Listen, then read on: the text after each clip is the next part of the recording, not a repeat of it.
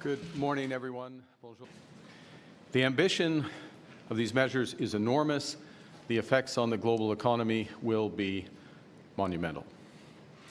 We received confirmation that the latest reciprocal tariffs will not be imposed on Canada.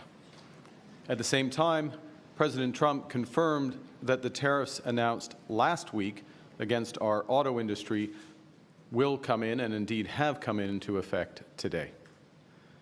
So while it's progress that further tariffs were not imposed on Canada yesterday, the President's actions will reverberate here in Canada and across the world. Of these measures is enormous. The effects on the global economy will be, and we are already seeing the consequences. Just last evening, workers from Unifor Local 444, with whom I met last week, learned that their auto assembly plant in Windsor will be shutting down for at least the next 2 weeks.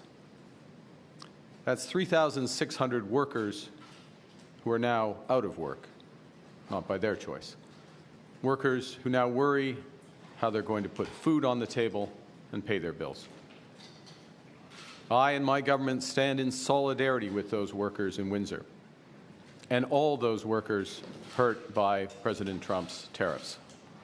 And that's why we committed from the very start that all, and I repeat, all of our tariff proceeds will go to protect workers affected by the tariffs.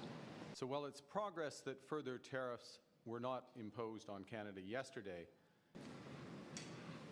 yesterday's actions by the U.S. administration, while not specifically targeting Canada, will rupture the global economy and adversely affect global economic growth. The global economy is fundamentally different today than it was yesterday. The system of global trade anchored on the United States that Canada has relied on since the end of the Second World War, a system that, while not perfect, has helped to deliver prosperity for our country for decades, is over. Our old relationship of steadily deepening integration with the United States is over.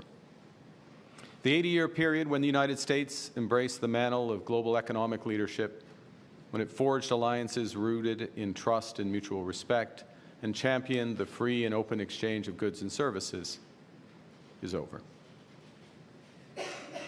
Well, this is a tragedy. It is also the new reality. We must respond with both purpose and force.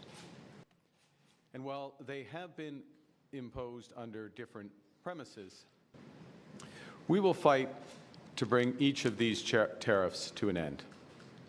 We're fighting in courts, challenging that these tariffs have been illegally imposed under U.S. law.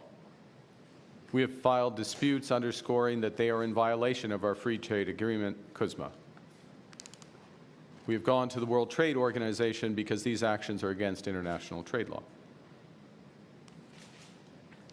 We are responding today with, and we have responded throughout, with carefully calibrated and targeted counter tariffs affected by the tariffs. As I told President Trump during our call last week, Canada will respond to the U.S. auto tariffs. And today I'm announcing that the Government of Canada will be responding by matching the U.S. approach, with 25% tariffs on all vehicles imported from the United States that are not compliant with CUSMA, our North American Free Trade Agreement, and on the non-Canadian content of CUSMA-compliant vehicles from the United States as well. Our tariffs, though, unlike the U.S. tariffs, will not affect auto parts because we know the benefits of our integrated production system.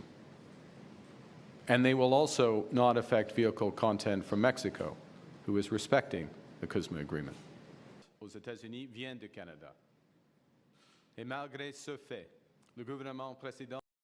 Importantly, every single dollar raised from those counter tariffs, our counter tariffs, which could reach around $8 billion before remission, will go directly to our auto workers and the companies affected by those tariffs.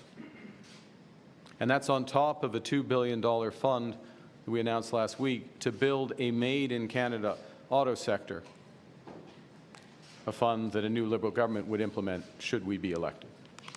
Sit drug. That plan is working. As U.S. Customs, our retaliatory tariffs that we've previously announced in response to the United States' other tariffs will remain in effect. You know, we take these measures reluctantly, and we take them in ways that it's intended and will cause maximum impact in the United States and minimum impact here in Canada. It's clear that these tariffs are a mistake. The Senate voted to repeal them. Given the prospective damage to their own people, the American administration should eventually change course. But I don't want to give false hope. The President believes that what he is doing is best for the American economy. He believes that it's best for American workers. And although their policy will hurt American families, until that pain becomes impossible to ignore, I do not believe they will change direction. So the road to that point may indeed be long. Canada and the United States signed the Auto Pact, an agreement that ended trying to have a discussion, given the scale of ambition of the United States, given all the measures they've taken, not just against Canada, but against the whole world, that we are not going to make progress if we try to focus on only one issue. We need to reset the overall relationship. We need to set the boundaries around that, where we're going to work together, reestablish confidence, first and foremost for Canadian workers and their families, so that they know where their careers are, where their jobs are, and then more broadly for investors in business. You can guess my age, a 60-year period of close cooperation, partnership. Okay, merci. Thank you.